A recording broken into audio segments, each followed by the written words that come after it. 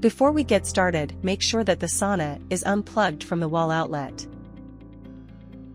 You will need a Phillips head screwdriver or a power tool with a Phillips head attachment.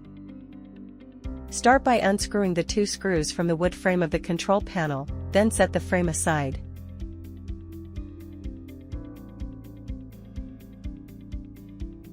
Then unscrew the 2 screws from the control panel by lifting just the top and bottom corners of the control panel sticker.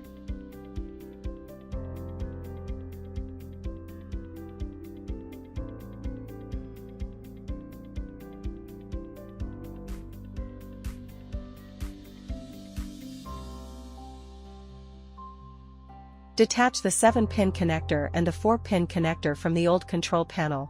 Set the old control panel aside. Please make sure to attach the new sticker to your replacement control panel if you have one. Install the new control panel by attaching the 7-pin connector and then the 4-pin connector from the sauna wall. Attach the control panel to the sauna wall by screwing in the top left and bottom right corner screws.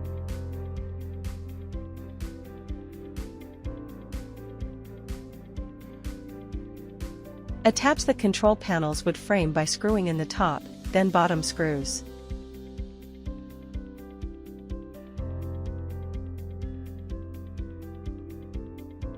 You can now plug the power cord back into the wall outlet.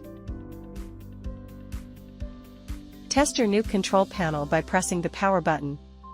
Test the other buttons to make sure they are working properly as well.